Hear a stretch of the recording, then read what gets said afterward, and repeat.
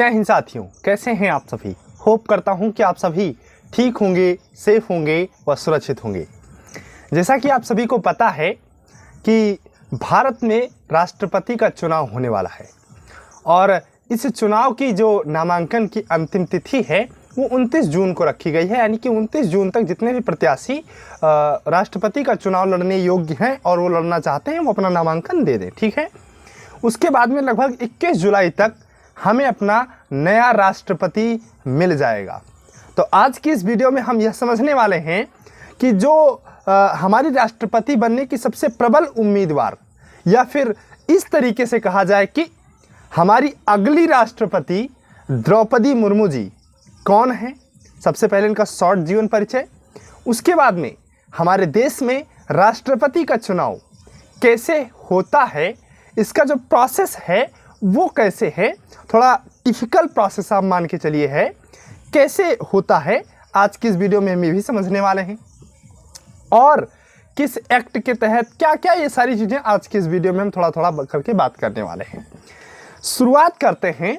जैसा कि मैंने कहा ना आप सभी से कि हमारे देश में राष्ट्रपति का चुनाव होने वाला है, तो सबसे पहले हम यही बात कर लें कि हमारे देश में राष्ट्रपति का जो चुनाव है वो किस प्रकार से होगा, उसकी कौन सी कैसी तिथियां हैं, ये सबसे पहले हम चर्चा कर लें। तो इसके लिए जो सबसे पहली तिथि बताई गई है, इसकी नोटिफिकेशन यानी कि राष्ट्रपति के चुनाव की नोटिफिकेशन 15 जून को आ गई। उसके बाद में नॉमिनेशन की लास्ट डेट मैंने बताया 29 तारीख है। 30 तारीख को स्क्रूटनी होगी। स्क्रूटनी मतलब क्या होता है कि जो प्रेसिडेंशियल कैंडिडेट होंगे उनको छांटा जाएगा कि कौन इस योग्य है चुनाव लड़ने के, कौन नहीं है। जो नहीं होगा उसको छांट के अलग कर दिया जाएगा। उसके बाद में 18 जुलाई को वोटिंग होगी, पोलिंग होगी, और उसके बाद में अगर ज़रूरत पड़ी तो 21 जुलाई को काउंटिंग होगी, अगर ज़रूरत पड़ी तो।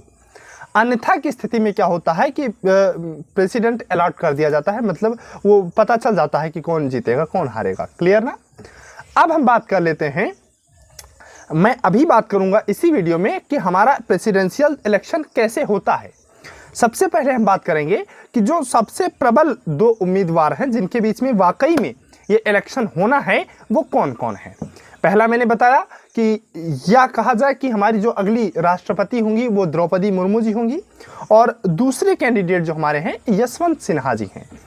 द्रौपदी मुर्मू जी जो बीजेपी की तरफ से प्रत्याशी हैं, इन्हीं की प्रबल दावेदारी बनती है, क्योंकि ऐसा माना जाता है कि जो केंद्र में प्रबल उम्मीदवार होता है और जिस ज़्यादातर राज्यों में जो प्रबल उम्मीदवार होता है वही अंततः राष्ट्रपति अपना बना ले जाता है। तो इसी बात का आयास लगाया जा रहा है कि चूंकि भाजपा इस समय सत्ता में है और चूंकि बहुमत में भी है, इसलिए इसी पार्टी के द्वारा जो राष्ट्रपति लाया जाएगा वही फाइनली विजेता बनेगा।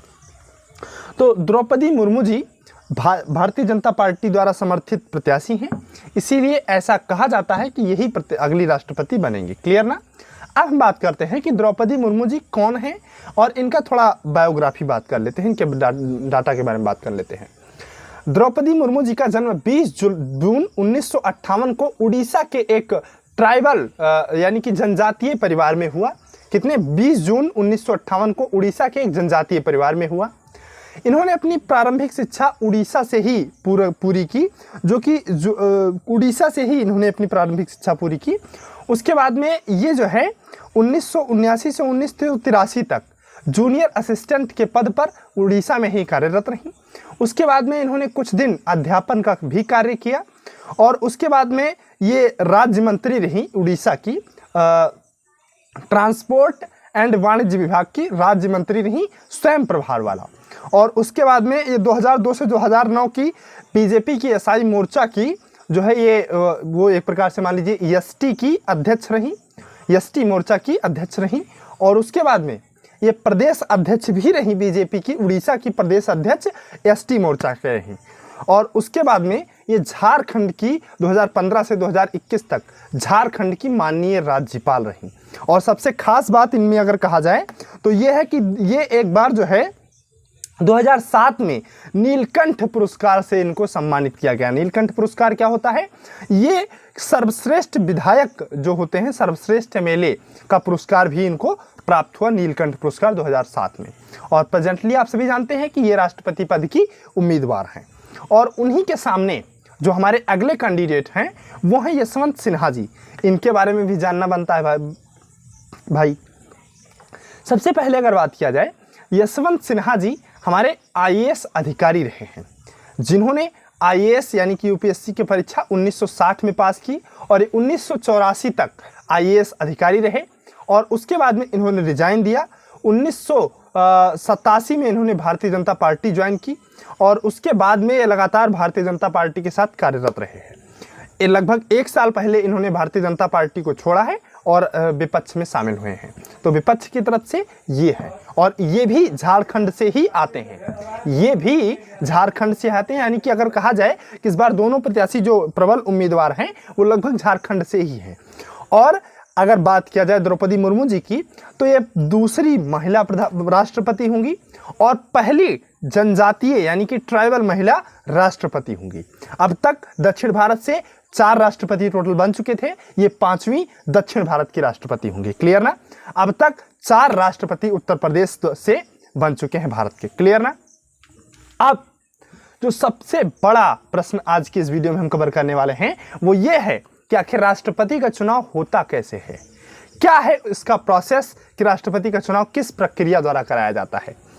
तो राष्ट्रपति का चुनाव, चूंकि राष्ट्रपति एक देश का नेतृत्व करता है और राष्ट्रपति ऐसा पद होता है जिसके कारण कोई देश लोकतांत्रिक यानी कि डेमोक्रेटिक बोला जाता है। क्लियर ना?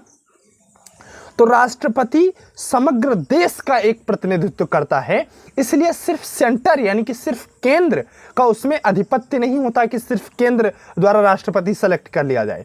उसमें राज्यों की भी केंद्र के बराबर भूमिका होती है किसी राष्ट्रपति को चयन करने में। अब सबसे बड़ी बात कि राष्ट्रपति को तब वोट कौन देता है? तो राष्ट्रपति को वोट देते हैं विधायक और सांसद यानी कि एमपीज एंड एमएलए। क्लियर ना? तो अब सबसे बड़ी बात कि आप लोग सोच रहे होंगे कि किस प्रकार से इनका वोटिंग सिस्टम होता है, क्योंकि भारत में वर्तमान में 4033 विधायक हैं और 767 सांसद हैं जो कि वोट देंगे। एक्चुअल में 776 हैं, क्योंकि कुछ सीटें वैकेंट रह जाती हैं, जैसे किसी की डेथ हो गई या कहीं चुनाव नहीं हो पाया या किसी ने इस्तीफा दे दिया। ऐसी कंडीशन में कुछ सीटें या कहीं पर चुनाव चल रहे हैं, तो इस कंडीशन में वर्तमान में 767 सीटें सांसद की हैं जो इस समय पार्टिसिपेट करने वाले हैं और 4033 विधायक हैं। तो आप कहेंगे कि सर अगर इस बेस पर देखा जाए तो जब केंद्र और आपने कहा कि केंद्र और राज्य दोनों बराबर हैं सिस्टम में ना, कि दोनों बराबर हैं, तो ऐसा क्या हो जाएगा कि जैसे राज्य ज़्यादा यहाँ पर पावर मिली है, चूंकि उनकी 433 वोट है और केंद्र का सिर्फ 767, तो इस कंडीशन में राज्यों को तो अधिकार ज़्यादा मिल गया राष्ट्रपति चुनने का। लेकिन ऐसा नहीं है, ये सारे वोटों को अपनी एक वोट वैल्यू मिली होती है। क्या? इन सारे वोटों को अपनी एक वोट वैल्यू मिली होती है। सिंपल बात अगर कहा जाए तो इस बार 5,43,200 वोट मिले हैं सांसदों के लिए और 5,43,231 वोट मिले हुए हैं हमारे विधायकों के लिए। यानी कि विधायक 4033 वोट, इनकी वोट की वैल्यू है 5,43,231, सांसद 767, इनकी वोट वैल्यू है 5,43,200। तो ये कैसे होता है? सिंपल बात, ये कैसे होता है, किस बेस पर वोट वैल्यू काउंट की जाती है? तो इसके लिए पर्टिकुलर फार्मूला ड्राइव किया जाता है। वो फार्मूला क्या है? जैसे सिंपल एक विधायक की वोट वैल्यू अगर बात किया जाए, एक विधायक की वोट वैल्यू होती है total number of the voters. एक पर्टिकुलर किसी अगर बात किया जाए किसी विधायक के, जैसे विधानसभाओं के, सिंपल सी बात समझिए, एक राज्य में अनेक विधानसभाएं होती हैं जहां से विधायक चुने जाते हैं। तो पर्टिकुलर किसी राज्य के टोटल नंबर ऑफ वोटर्स, उसमें हम particular number of the MLA यानी कि जितने विधायक हैं उससे डिवाइड करते हैं और इस पूरे को 1000 से डिवाइड करते हैं। ये निकल के आती है एक विधायक की वोट वैल्यू। क्लियर है ना? और अगर एमपी के वोट वैल्यू की बात किया जाए, यानी कि सांसद के वोट वैल्यू की बात किया जाए, तो किसी पर्टिकुलर कंट्री में जितने भी विधायक की वोट वैल्यू आई है, मतलब हर अलग अलग विधायक हैं और सभी विधायकों की जितनी वोट वैल्यू है पूरे देश के लिए, ये ऐड करके और इसको नंबर ऑफ द एमपीज यानी कि जितने सांसद हैं उसी से डिवाइड कर दिया जाता है। इससे एक सांसद की वोट वैल्यू निकल के आ जाती है। क्लियर है ना? और इसमें यूनियन टेरिटरी यानी कि किसी भी प्रेसिडेंट का इलेक्शन राज्य और देश यानी कि केंद्र, राज्य और यूनियन टेरिटरी यानी कि केंद्र शासित प्रदेश सभी मिलकर किसी भी प्रेसिडेंट का इलेक्शन करते हैं, मतलब उनमें पार्टिसिपेट करते हैं। तो इस प्रकार से विधायक और सांसद की वोट वैल्यू इक्वल हो जाती, इक्वल नहीं होती है, वो ऐसा एक प्रोपोर्शनल वैल्यू होती है कि जो है बराबर आए, यानी कि राज्यों को और एक केंद्र को, दोनों को बराबर अधिकार मिले अपना प्रेसिडेंट इलेक्ट करने के लिए। क्लियर ना? अब इसमें इतनी बात होने के बावजूद भी एक नया सिस्टम होता है वोटिंग का। वो क्या है? जैसे हम सिंपल किसी पर्टिकुलर व्यक्ति को वोट यहाँ पर नहीं दे सकते हैं कि हमने, जैसे 3 प्रेसिडेंट हैं, द्रौपदी मुर्मू जी, यशवंत सिन्हा जी और एक मैं किसी और को मान लेता हूँ, जैसे मैं तो यार क्या खड़ा होऊंगा प्रेसिडेंट का चुनाव, लेकिन हाँ कोई और एक पर्टिकुलर सी पर्सन मान लीजिए। तो जैसे कोई वोट देने गया तो ऐसा नहीं कि सिर्फ द्रौपदी मुर्मू जी को वोट दे आएगा, उसमें पर्टिकुलर नंबर चूज करना पड़ता है। यानी कि अगर आप द्रौपदी मुर्मू जी को अपनी पहली पसंद देखना चाहते हैं तो बाकी को आप किसी दूसरे नंबर पर, किसी तीसरे नंबर पर देखना चाहते हैं, ये आपको बताना होगा। यानी कि द्रौपदी मुर्मू जी के आगे आपको 1, फिर 2 एंड फिर 3 हर वोट पर आपको लिखना होता है कि हम इन्हें 1 नंबर पर, इन्हें 2 नंबर पर, इन्हें 3 नंबर पर देखना चाहते हैं। उसके बाद जब वोट काउंट होगा तब ये काउंट होगा कि 1 नंबर पर, जैसे आप द्रौपदी मुर्मू जी को कितने लोग 1 नंबर पर देखना चाहते हैं, फिर यशवंत सिन्हा जी को कितने लोग 1 नंबर पर देखना चाहते हैं, उसके बाद में सी पर्सन को कितने लोग 1 नंबर पर देखना चाहते हैं। तो जाहिर सी बात है ना कि किन्हीं 2 लोगों को तीसरे से ज़्यादा वोट मिलेगा, है ना? तो इस कंडीशन में क्या होगा कि तीसरे की मान्यता खत्म कर दी जाएगी। जैसे कि पहली बात आपको मान लिया जाए कि मान लीजिए टोटल 100 वोट हैं, 100 वोट हैं टोटल। पहले नंबर पर आपने देखा कि द्रौपदी मुर्मू जी को 45 लोगों ने पहले नंबर पर देखना चाहा, यशवंत सिन्हा जी को 35 लोगों ने, तो 45 5 50 30 80 लोग टोटल हुए। 20 लोगों ने किसी सी पर्सन को पहले पसंद अपनी बनाई। तो चूंकि अब 20 लोग हैं इसलिए उनकी मान्यता खत्म कर दी जाएगी। और जो ये 20 वोट हैं इसमें ऐसा है, बिल्कुल फिक्स बात है कि किसी को दूसरे नंबर पर, किसी को तीसरे नंबर पर देखा होगा हर व्यक्ति ने। तो बाकी जो 10% वोट हैं वो इन्हीं दोनों को वापस मिल जाएंगे। इस कंडीशन में क्या होगा कि ये द्रौपदी मुर्मू जी 45-10 55% और ये 35-10 45% और द्रौपदी मुर्मू जी इलेक्शन जीत जाएंगी। क्लियर ना? तो ये जो प्रेसिडेंशियल इलेक्शन का फॉर्म होता है ये बड़ा ही अजीब गरीब फॉर्म होता है, लेकिन समझना बहुत आसान है। और इसमें सबसे बड़ी बात करा जाएगा जो हमारे देश में राष्ट्रपति का चुनाव होता है वो प्रेसिडेंशियल एक्ट 1952 द्वारा कराया जाता है। यानी कि जो ये पूरा प्रोसेस है ये हमारे प्रेसिडेंशियल एक्ट 1952 में पूरा कंप्लीटली मेंशन है। अब क्या है एलिजिबिलिटी क्राइटेरिया ऑफ प्रेसिडेंट, कि कौन प्रेसिडेंट बन सकता है? सबसे पहली बात, भारत का नागरिक होना चाहिए। दूसरी बात, वो किसी भी लाभ के पद पर ना हो, मतलब किसी भी भारत सरकार के लाभ के पद पर ना हो। तीसरी चीज, 35 वर्ष की आयु पूरा कर चुका हो।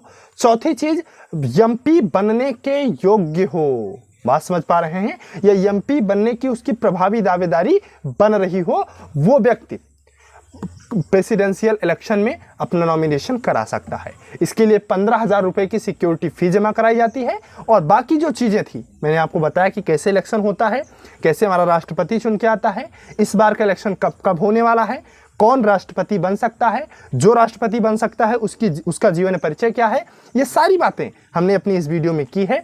आशा करता हूँ आप सभी को वीडियो पसंद आई होगी। मिलते हैं किसी नेक्स्ट वीडियो में ऐसे इंटरेस्टिंग टॉपिक को लेकर। तब तक के लिए आप सभी को जय हिंद।